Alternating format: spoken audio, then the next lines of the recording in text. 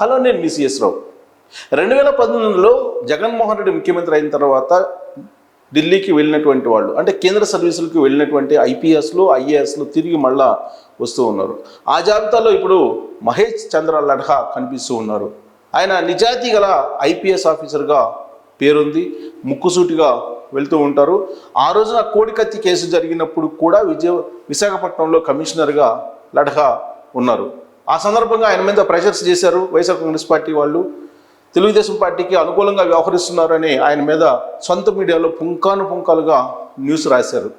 ఆ తర్వాత 2019లో అధికారం రాగానే పరిస్థితులు అనుకూలించవు అనేటువంటి ఉద్దేశంతో ఆయన సెంట్రల్ సర్వీస్కి వెళ్ళిపోయారు. ఇప్పుడు మళ్ళీ తిరిగి వస్తూ ఉన్నారు ఆంధ్రప్రదేశ్కి. ఆయన సిఐడి చీఫ్గా రాబోతూ ఉన్నారు అనేది ఇప్పుడు ప్రభుత్వ వర్గాల్లో వినిపిస్తుంది. సరైనటువంటి సిఐడి చీఫ్ మహేష్ చంద్ర లడ్హా అనేటువంటి అభిప్రాయాన్ని పోలీసు వర్గాలు కూడా వ్యక్తం చేస్తున్నటువంటి పరిస్థితుల్లో ఇప్పుడు ఢిల్లీ నుంచి వస్తున్నటువంటి లడ్హా సిఐడి చీఫ్ కాబోతూ ఉన్నారా? ఆయన ప్రొఫైల్ ఏంటి? ఆయన గతంలో ఎక్కడెక్కడ పనిచేశారు? ఆయన అసలు ఏ విధంగా తన ట్రాక్ రికార్డ్ని పెంచుకుంటూ వచ్చారు అనే దాని మీద మనం విశ్లేషణ చేసుకునేటువంటి ప్రయత్నం చేద్దాం. సో మహేష్ చంద్ర లడ్హా ఐపీఎస్ 1998 బ్యాచ్కి సంబంధించినటువంటి అధికారి లడ్హా. చాలా నిజాయితీగా వ్యవహరించేటువంటి లడ్హా. ఎక్కడ కూడా ఆయన వివాదాస్పదం కాలేదు. వాస్తవంగా కావాలని కోడికత్తి కేసు జరిగిన సందర్భంగా విశాఖపట్నంలో అప్పుడు ఆయన కమిషనర్గా విశాఖకు ఉన్నారు. సొంత మీడియా ద్వారా జగన్మోహన్ రెడ్డి ఆయన మీద వ్యతిరేకమైనటువంటి వార్తలు పుంకాలుగా రాపించారు. కానీ ఆయన మాత్రం తెలుగుదేశం పార్టీకి సంబంధం లేదు కోడికత్తి కేసు అని చెప్పి అప్పట్లోనే చెప్పారు విచారించిన తర్వాత. అదే నచ్చలేదు జగన్మోహన్ రెడ్డికి. ఆ తర్వాత ఆయన్ని కూడా వేటాడారు అధికారంలోకి వచ్చిన తర్వాత. అందుకే ఆయన సెంట్రల్ సర్వీస్కి వెళ్ళిపోయారు. సో ఆయన ప్రొఫైల్ చూస్తే 1998 బ్యాచ్కి సంబంధించినటువంటి ఐపీఎస్ ఆఫీసరు. ఆయన 2000 సంవత్సరంలో అసాల్ట్ కమాండర్ గ్రేహౌండ్స్కి పనిచేశారు. ఆ తర్వాత 2001లో ఇక్కడ మళ్ళీ అలైన్మెంట్ ఆఫ్ జాయినింగ్ టైం తీసుకున్నారు. అలాగే 2001లో ఏఎస్పీ చింతపల్లి చేశారు. విశాఖపట్నం ఏఎస్పీగా చేశారు చింతపల్లిలో. తర్వాత 2002లో మళ్ళీ కొంత అలైన్మెంట్ ఆఫ్ జాయినింగ్ టైము చూస్తే కనుక 2002 వచ్చేసరికి additional SP operations Mahabubnagar district ఉమ్మడి ఆంధ్రప్రదేశ్లో చేశారు. 2004లో ప్రకాశం జిల్లా ఎస్పీగా పనిచేశారు ఈయన. సో ప్రకాశం జిల్లా ఎస్పీగా పనిచేసినప్పుడు లడ్హా మీద అప్పుడు నక్సలైట్లు క్లైమోర్ మైన్స్ను పేల్చారు. ఆయనకు ప్రమాదం త్రుట్లో తప్పింది. ఆ టైంలో నేను కూడా ప్రకాశం జిల్లా ఇన్ఛార్జిగా ఒక పేపర్కి పనిచేస్తూ ఉన్నాను.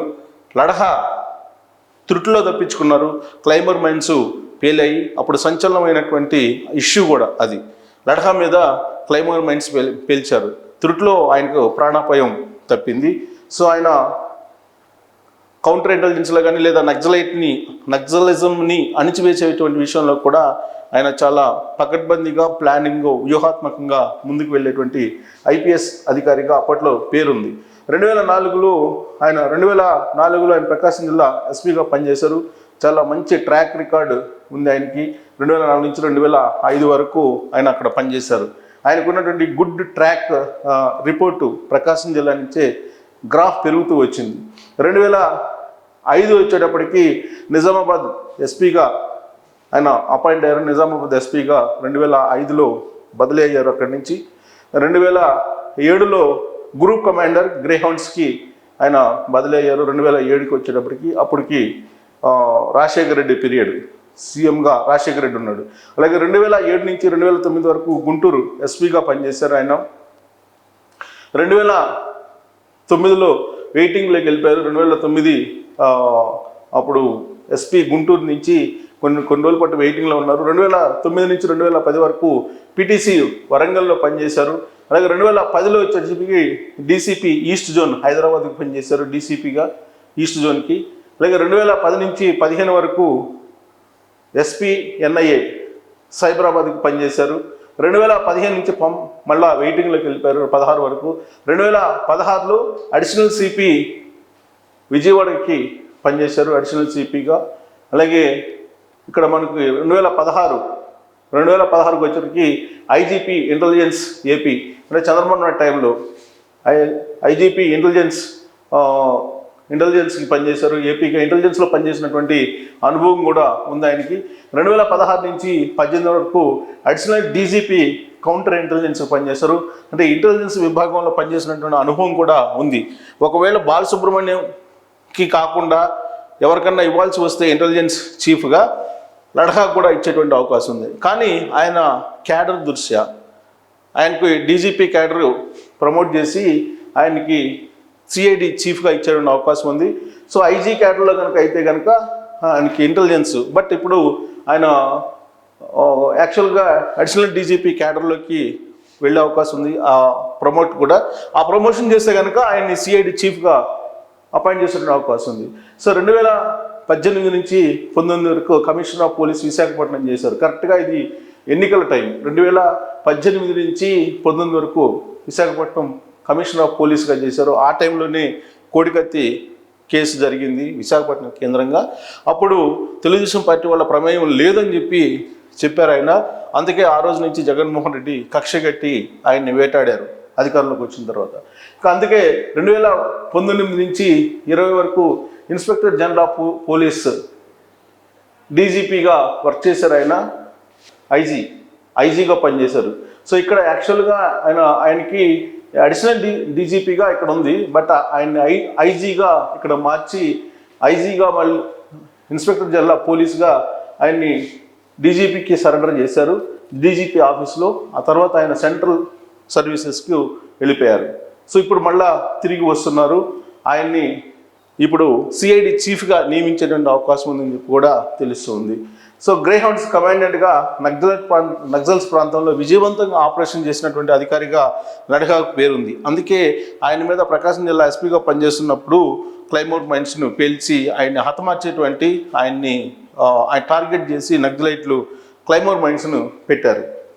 ఇక జగన్పై కోడికత్తి దాడి జరిగిన సమయంలో విశాఖ సిటీ పోలీస్ కమిషనర్గా చేయడం ఆయన జగన్మోహన్ రెడ్డికి టార్గెట్గా మారారు. జగన్పై దాడి వెనుక నిందితుడు శ్రీనివాస్ తప్ప ఎవరూ లేరని అప్పట్లో లడఖా చెప్పారు. అది జగన్మోహన్ రెడ్డికి జీర్ణించుకోలేనటువంటి పరిస్థితిగా ఏర్పడింది. అప్పటి నుంచి ఆయన వెంటాడుతూ ఉన్నారు. ఇప్పుడు విశాఖ వైసీపీ మీడియాలో తీవ్రమైనటువంటి విమర్శలు ఎదుర్కొన్నారు లడఖా. సాక్షి మీడియాలో, సాక్షి ఛానల్లో లడఖా మీద అనేకమైనటువంటి విమర్శలు చేస్తూ పుంకాలుగా కథనాలు ఇచ్చారు విశాఖ సిపిగా ఉన్నప్పుడు లడఖా మీద. ఇక తెలుగుదేశం పార్టీ ప్రభుత్వానికి అనుకూలంగా వ్యవహరిస్తున్నారనేటువంటి ఆరోపణలను లడఖా తీవ్రంగా ఎదుర్కొన్నారు. జగన్ ప్రభుత్వం రాగానే డీజీపీ ఆఫీస్లో ఆయన్ని నియమించారు. ఆపరేషన్స్ ఆఫీస్లో విధులకి ఆయన నియమించారు. 2019లో డిప్యుటేషన్ పైన సిఆర్పిఎఫ్కి బదిలీ అయ్యారు. సెంట్రల్ సర్వీస్కి వెళ్ళిపోయారు 2019లో జగన్మోహన్ రెడ్డి సీఎం కాగానే. సో జమ్మూ కాశ్మీర్లో సిఆర్పిఎఫ్ ఐజీగా విధులు నిర్వహిస్తున్నారు. ప్రస్తుతం ఆయన డిప్యుటేషన్ మీద వెళ్ళి అక్కడ విధులు నిర్వహిస్తున్నారు. ప్రస్తుతం ఢిల్లీ సిఆర్పిఎఫ్ కేంద్ర కార్యాలయంలో ఐజీగా ఉన్నారు ఇప్పుడు. సో ఢిల్లీ సిఆర్పిఎఫ్ కేంద్ర కార్యాలయంలో ఐజీగా పనిచేస్తున్నటువంటి ఆయన తిరిగి మళ్ళా రాష్ట్రానికి వస్తారు. ఏపీకి ఇప్పుడు ప్రభుత్వం మారింది కాబట్టి అని చెప్పి పోలీసు వర్గాల్లో చర్చ జరుగుతుంది. జాయింట్ సెక్రటరీ హోదా ఇచ్చింది కేంద్ర ప్రభుత్వం ఆయనకి. ఏపీలో కూటమి ప్రభుత్వం రావడంతో సిఐడి చీఫ్ పోస్టు ఇచ్చేటువంటి అవకాశం ఉంది. సో సిఐడి చీఫ్ అనగానే ఇప్పుడు మనకు 2019 నుంచి ఇప్పటి వరకు కూడా జగన్మోహన్ రెడ్డి ఏ విధంగా ఆ సిఐడిని ఉపయోగించుకున్నారనేది అందరికీ తెలుసు. అయితే ఇప్పుడు చంద్రబాబు నాయుడు హయాం వచ్చింది, చంద్రబాబు నాయుడు ప్రభుత్వం వచ్చింది. దాంతో లడఖా కేంద్ర సర్వీసుల నుంచి తిరిగి రాష్ట్రానికి రాబోతున్నారు. సిన్సియర్ ఆఫీసర్గా, మోస్ట్ జెన్యున్ ఐపీఎస్ ఆఫీసర్గా ఆయనకి పేరుంది. ట్రాక్ రికార్డు కూడా చాలా అద్భుతంగా ఉంది. అందుకే సమర్థమైనటువంటి అధికారిగా ఉన్నటువంటి లడఖాకి సిఐడి చీఫ్ పదవిని అప్పచెప్పి రాష్ట్రంలో 2019 నుంచి ఇప్పటివరకు జరిగినటువంటి లిక్కర్ స్కామ్ కానీ, లేదా ఇసుకు సంబంధించినటువంటి స్కామ్ కానీ, భూములకు సంబంధించినటువంటి ఆక్రమణలు, వీటన్నిటినీ అప్పచెప్పేటువంటి అవకాశం ఉంది లడఖాకి అని చెప్పి తెలుస్తుంది. సో లడఖా గతంలోనే ఆయన అనేక ఆరోపణలు సాక్షి మీడియా ద్వారా ఎదుర్కొని ఢిల్లీకి వెళ్ళడం జరిగింది. ఇప్పుడు మళ్ళా తిరిగి రాబోతున్నారు. సో లడాఖ్ కనుక సిఐడి చీఫ్ పోస్ట్ ఇస్తే కనుక ఆయనకి ప్రమోషన్ కూడా ఇచ్చేటువంటి అవకాశం ఉంది. ప్రస్తుతం ఐజీగా ఉన్నటువంటి ఆయన్ని అడిషనల్ డీజీపీగా మార్చేటువంటి అవకాశం ఉంది. ఆ తర్వాత సిఐడి చీఫ్గా కూడా ఆయన అపాయింట్ చేసేటువంటి పరిస్థితులు కనిపిస్తున్నాయని చెప్పి ప్రచారం జరుగుతున్నటువంటి క్రమంలో తాడేపల్లి కోటలో ఒక్కసారిగా వణుకు మొదలైంది. లడాఖ్ వస్తూ ఉన్నారు, సిఐడి చీఫ్గా ఆయన నియమిస్తున్నారు అనగానే జగన్మోహన్ రెడ్డి వెన్నులో చలి మొదలైందని చెప్పి వైఎస్ఆర్ కాంగ్రెస్ పార్టీ వర్గాల్లోనే ఇప్పుడు చర్చ అయితే మొదలైంది. సో రాబోయేటువంటి రోజుల్లో లడాఖ్కి అత్యంత సవాల్గా మారేటువంటి దర్యాప్తు రాబోతుంది. అదే లిక్కర్ స్కామ్, శాండ్ స్కామ్, అలాగే ల్యాండ్ స్కామ్. ఇవి ఆయనకు అప్పచెప్పబోతున్నారు. ఆయన ఏ విధంగా వాటిని ఇన్వెస్టిగేషన్ చేసి జగన్మోహన్ రెడ్డిని అరెస్ట్ చేసే దిశగా వెళ్తారా లేదా అనేది చూడాల్సి ఉంది. అయితే లడాఖ్ వస్తున్నాడు అనగానే మాత్రం ఒక కలవరం అయితే వైఎస్ఆర్ కాంగ్రెస్ పార్టీలో మొదలైందని చెప్పి చెప్పొచ్చు. సో లడాఖ్ గురించి తెలిసిన వాళ్ళు, లడాఖ్ సిన్సియారిటీ గురించి తెలిసినటువంటి వాళ్ళు ఇప్పుడు లడాఖ్ వచ్చిన తర్వాత స్కామ్లన్నింటినీ బయట పెట్టి జగన్మోహన్ రెడ్డిని అరెస్ట్ చేసే అవకాశం ఉందా లేదా అనే దాని మీద